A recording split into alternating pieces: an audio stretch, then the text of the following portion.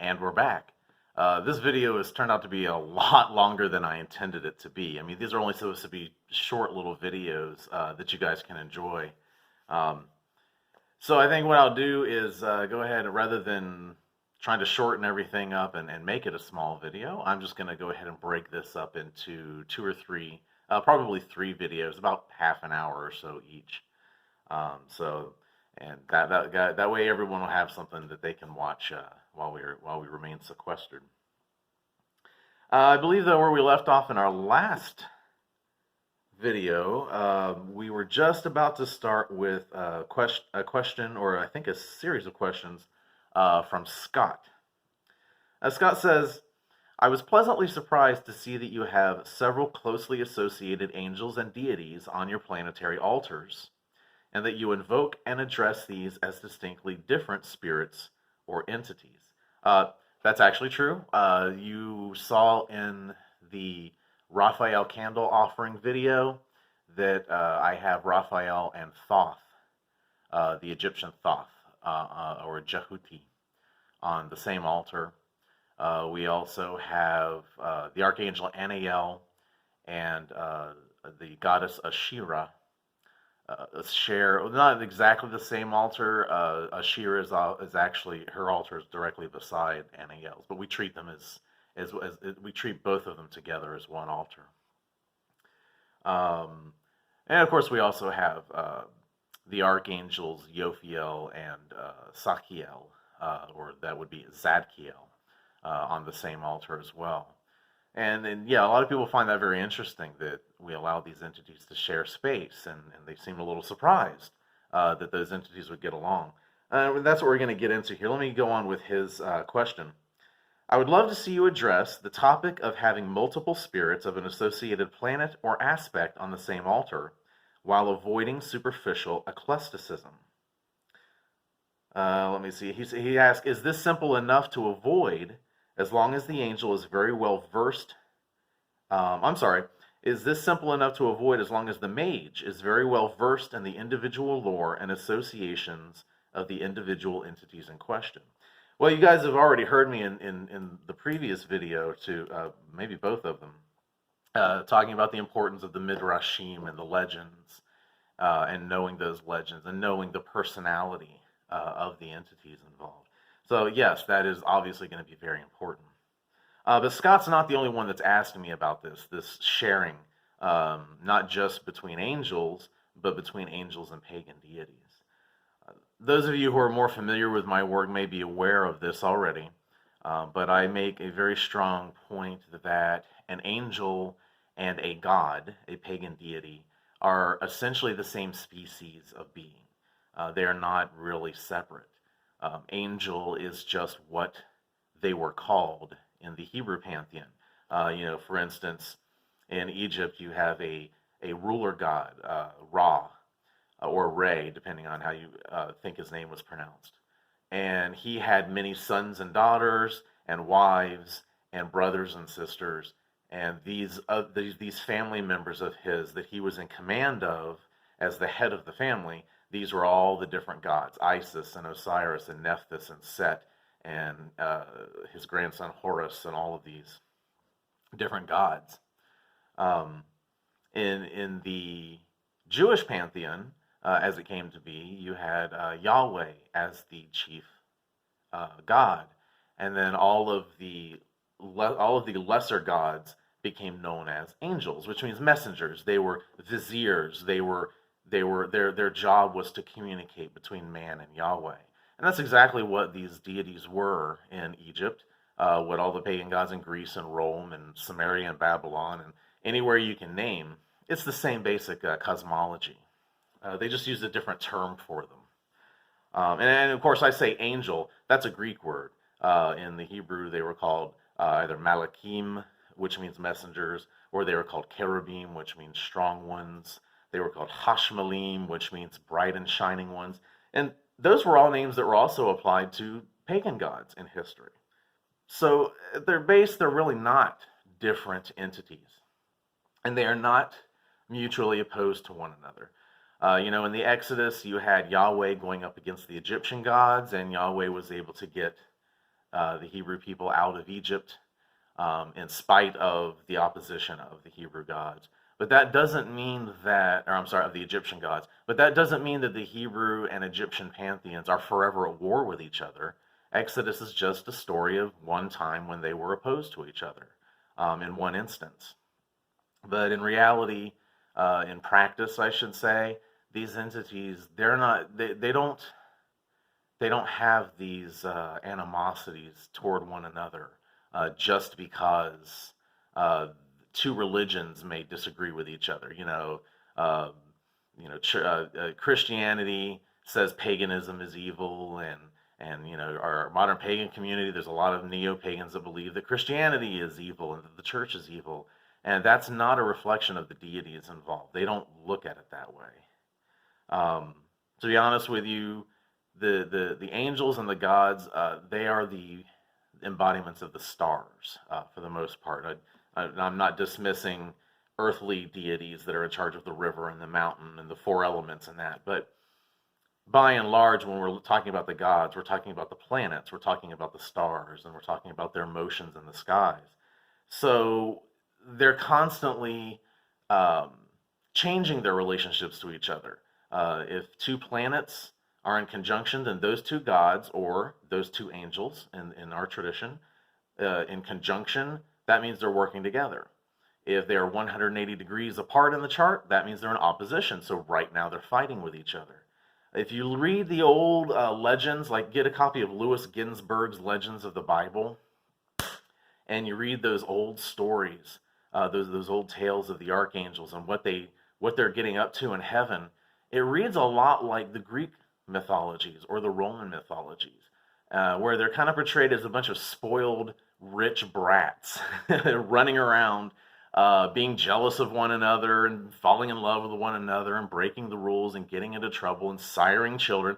You guys have all heard of the Watchers, the sons of God who fathered children with human women. That's almost right out of Greek mythology right there. So yeah, it's all very similar, and they're all very similar entities, and their moods change depending on what the stars are doing. Now, as far as bringing these guys together on the altars, again, I will reiterate that yes, you've got to know their legends and their mythologies. We already discussed that about keeping certain entities apart for rather hostilities or passions or whatever, making sure that they're elevated. One isn't higher than the other if that entity is the leader of the other, and you need to know all of that. But like taking, for example, Thoth and Raphael, because this is the real heart of the answer I think you're looking for. The answer is Hermeticism. And to explain that, when I work with these pagan deities, and when most of us today, honestly, work with the pagan deities, we're not generally connecting so much to the ancient pagan version of that entity. We tend to get most of our information about these gods from the classical pagan era. This was a time where pantheism was very big. So, like for instance, in Rome, you had a pantheistic solar deity who was called Sol Invictus, and he was considered by the Romans to be kind of a conglomeration of all the most powerful, big, strong ruling gods. So he kind of had all these different names that go back to older pagan deities, and he was just the sum total of them. Another really good example that a lot of you will definitely relate to is Hecate. There's a lot of work going on these days with Hecate. She's very popular. But most of what's going on is not coming from the really ancient days when Hecate was this chthonic underworld goddess who was in charge of the crossroads. Most of it is coming more from the classical pagan era, when she was a pantheistic lunar goddess. Hecate had been elevated to the point of becoming literally what in Hermeticism is called the soul of the world. She was like the earthly Shekinah. There are even some writings like the Chaldean oracles of Zoroaster that mention Hecate. And those classical texts kind of pit Hecate against Sophia. So you've got this earthly soul of the physical, matter, who is Hecate, and then you've got Sophia, who represents the pure spiritual realm, and how those two can kind of pull against each other. But Hecate, she's often described as having three faces because her three faces represent the heavens, the earth, and the underworld. And insofar as she represents that, her celestial face is associated with Selene. And that's exactly why she's considered a lunar goddess. She was not originally, in her earliest pagan form, she was not a lunar goddess. But because she was elevated and became this pantheistic goddess, then the goddess of the moon, Selene, became equated with her. And she was the celestial face of Hecate, the one in the sky. Her earthly face was Artemis. And this is very interesting for those of you studying my Solomonic material. If you encounter the spirit Astaroth, we know from the Bible that Astaroth is actually a corruption of the name Astarte, who was the goddess of Venus. And Astaroth is very much a Venetian entity. But a lot of the traits that we think of when we think of Astaroth, and that is to say, when we read about her in these classical texts, and that's where we're getting our info from, she was more associated with Artemis, the earthly face of Hecate. So there's where Astaroth relates to Hecate. If you guys are working with both entities and want to know how they relate, Astaroth is like Artemis, and that is one of the three faces. And then her third face became her underworld face. That is Hecate's underworld face, became associated with Persephone. So you see how these other deities kind of come together to make the bigger deity. And this was the basis of classical paganism, and it was a very, very important part of Hermeticism.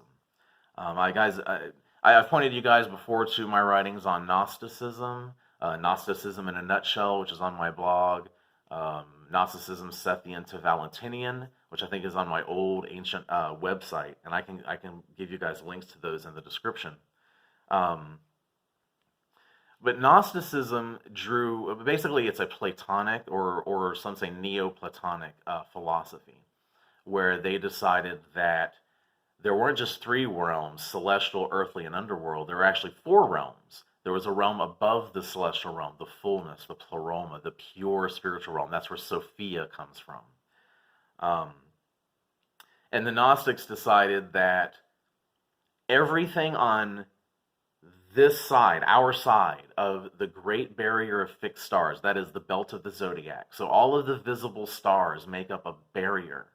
And on the other side is the fullness, the pleroma, the divine realm. And on our side is the celestial, earthly, and chthonic realms. So the Gnostics decided that every entity, every angel mentioned in Scripture, every deity worshipped by the pagans, these were all called the archons. And they were the rulers of the world. Again, that goes back to astrology. As the stars move, so do the gods, and so do the fates of mankind. So the Gnostics have different names, have new names for the entities that live in the pleroma, which they called the eons. Sophia is an eon, and she had a mate, and there were pairs of eons even above Sophia and her mate, and they all had unique names. They even had 7 eons that represent the same thing as the 7 archangels, but not in our world, not in our celestial world, but in the divine realm. And it really, and the reason I'm not listing those names is because, honestly, other than Sophia, all of the other names tend to change and rearrange a lot because there were a lot of different sects and schools of Gnosticism, and they all kind of came up with their own thing. But they all agreed that any Michael, Gabriel, Raphael, Uriel, Sachiel, all of the archangels, all of the Greek gods and pagan gods and Sumerian gods, all of them are archons in the Gnostic system. So the Gnostics would never worship those entities. They only would worship the highest, which is in the pure spiritual realm, the origin of the eons, the father of the eons. The reason I'm getting into all this is because that's leading me to Hermeticism as a comparison. Hermeticism arose around the same time as Gnosticism, and largely in the same area, which was around Egypt. And they were also Platonic, or again, you could say Neoplatonic. And they adopted that same concept. If you read the Hermetic philosophies and the Hermetic ideas of how the universe was created, it sounds pretty much like Gnosticism. I mean, it's almost word for word the same, with one major exception.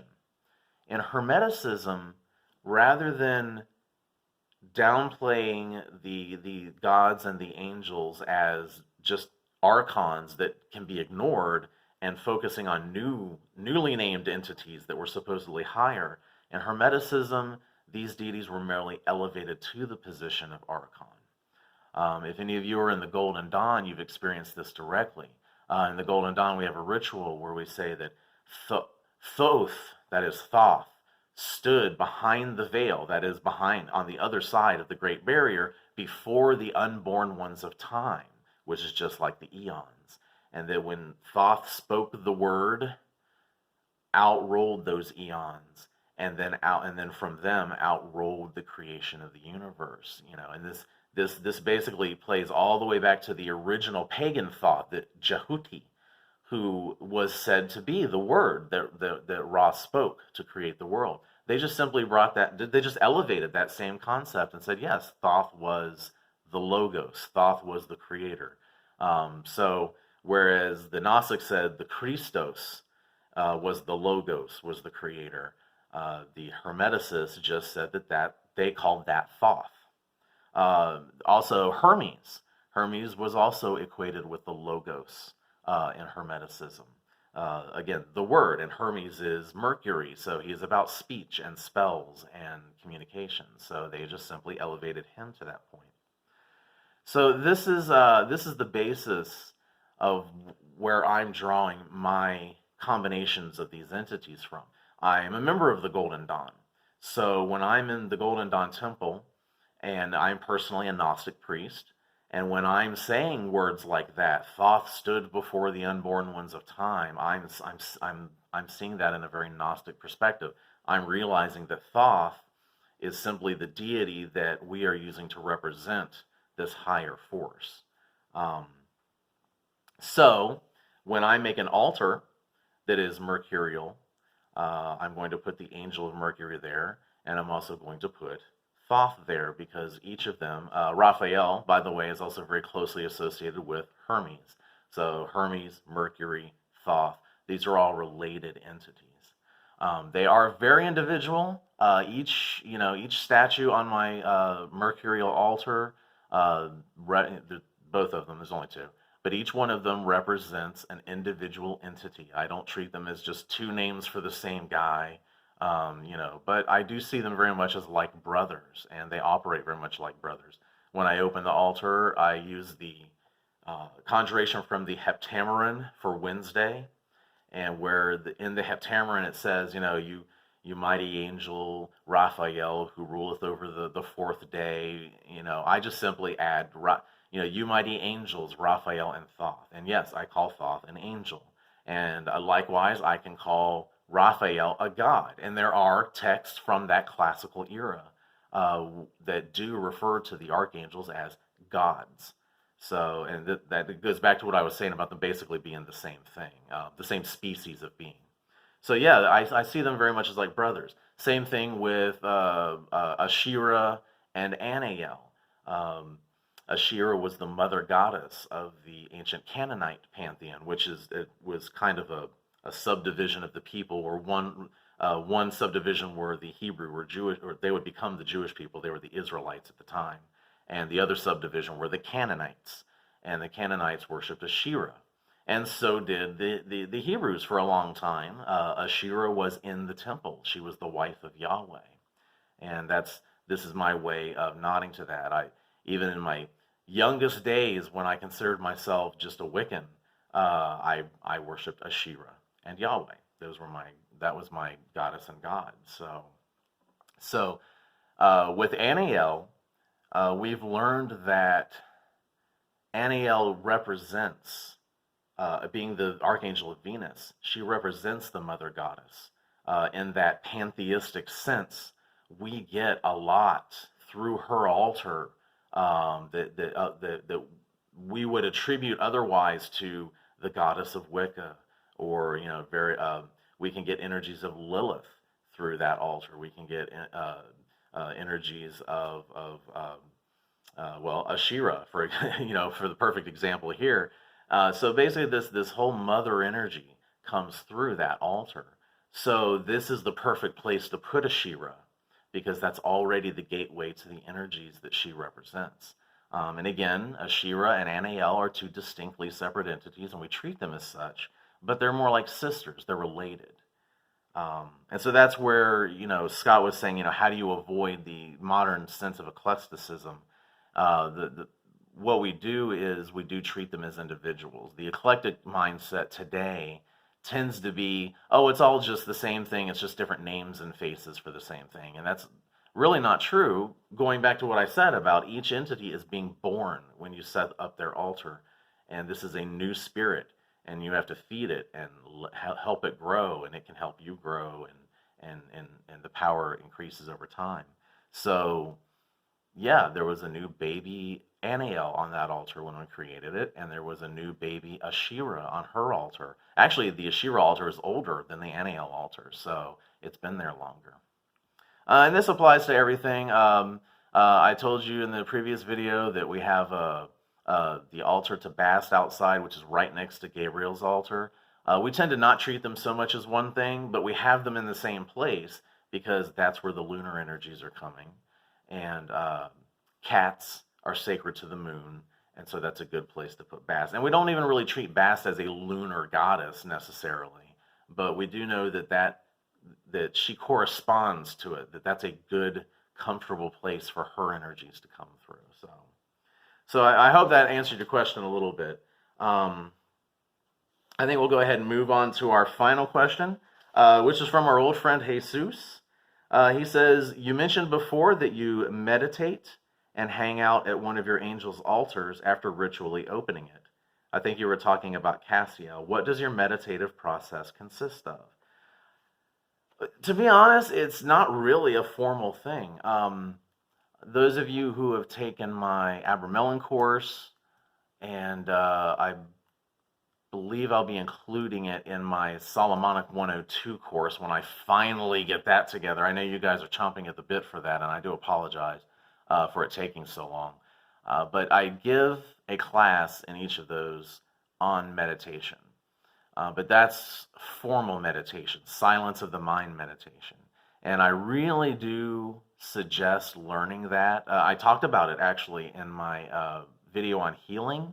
So if you refer to that video and look in the description, there's a link to my class on meditation. It's just text, but I do give full instructions and different exercises that you can do to learn to relax the body. But I spoke in that video a lot about how important it is to learn how to silence the mind, how to kind of reboot the mind, close down all of the processes and looping thoughts and worries and concerns, especially these days that we've got, and just taking a break from all that, and how it also allows you to filter down through your levels of consciousness to go lower and lower, one step at a time. And I also gave some warnings about some pitfalls that you can run into by doing that. So there are dangers. As long as you're aware of them and know to back off and give yourself a break, it's not that dangerous. But pushing it too hard can be dangerous. So I don't want to go into all that stuff again. I just want to refer you back to that video since it's all there. So that's very important. Now, if you practice that and you get to where you're good at that, that's called calm abiding meditation. But in the East, they have another kind of meditation as well, which they call special insight meditation. And that is more like what we tend to call meditation in the West, which is meditating on something. It's not silencing the mind, it's focusing the mind on just one thing and exploring it. And that was called special insight meditation in Eastern practices. And it's just as important. You first have to learn the calm abiding. You have to be able to learn how to shut everything off and get completely silent, and then you can flip it into special insight meditation by finally focusing in on the one thing you want to think of. And that's similar to what I do when I'm at my altars. So I'll do it's not a very involved, I don't sit there for half an hour trying to silence my mind. It's a very simple relaxation, clearing of the mind, take a few deep breaths. But from there, I just kind of let my mind wander. And the idea there is, I have opened this altar, I've performed these invocations, I have the incense, I have put the oil on my forehead, and I'm smelling the combination of those smells. I have lights around most of my altars. Eventually I'll have them around all of them. But I have lights, not to mention the candle light, and then of course, there's the magical images, the statue and or the painting of the entity that I'm working with. The altar cloth is the proper color, the candles and everything on it is the proper color, and the proper number, the sacred number for that entity. So I've already got all this. This is what Tim Leary or Robert Anton Wilson would have called setting. So if you put yourself in the right setting, and then you go to have an experience, the setting will program your experience. If I'm sitting in front of an altar where I've done all of this, I'm going to have an experience different than if I tried to do the same kind of meditation out, in public, if I'm sitting in a car, or if I'm at Disney, or if I'm in a movie theater or something like that. So setting is very important.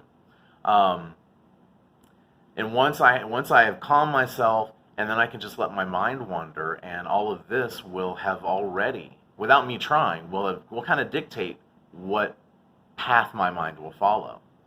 And so whatever comes up, whatever memories resurface, sometimes I'll find myself sitting there thinking about something that just recently happened, or maybe a problem that I'm having, or a person that I'm concerned about. And I'll realize I'll sit there for 10 or 15 minutes just enjoying the silence and enjoying the communion with this entity, and maybe even verbally speaking to the entity. Don't be afraid to, that's important. We talk about the logos, we talk about the word. Verbally speak, actually talk to them, treat them like they are familiars. That's the whole point of that word. So a communication begins. And I'll note after that time what it was that surfaced, what it was that I ended up thinking about. And that will tell me something. If I'm sitting in front of Venus and I begin to think of, my wife, then that means one thing. But if I'm sitting in front of Luna and I begin to think about my wife, that can mean something entirely different. So, yeah, just let your mind kind of wander and just talk about whatever you want to talk about verbally. It's just like praying, and just kind of let things come as they will. And that's what I kind of mean when I say I meditate in front of the audience. And sometimes I don't talk, and sometimes I don't really think about much at all. So if that happens, that's fine too. With Saturn a lot, with Cassiel, I should say, I'll sit in front of his altar and I just kind of drift off. I don't even really think about anything. It's just, I guess we're getting back to that silence of the mind thing. I'm not doing it on purpose, but it's just so calm with him, and it's so quiet and so relaxing and stoic, and it's just a nice place to sit, especially for someone with a Capricorn rising, which is ruled by Saturn. There's just something about it that really clicks with me, I guess. So yeah, you just kind of sit there for a while and just enjoy the energies, the presence that you've invoked, and just kind of surf them and see where it takes your mind. That's about all there is to that. And that, ladies and gentlemen, finally brings us to an end. I believe we've got about 3 half-hour videos out of this. So I thank you a lot for sticking with me through all of this and listening to all of my ramblings. I'm going to try to get more videos out as quickly as I can. I mean, things are so crazy these days, but I'm going to try to keep up with it. So thank you all. Don't forget to hit that subscribe button, and don't forget to ring that spirit bell so it will summon us to your inbox whenever we post something new. All right, folks. Stay safe. Blessed be.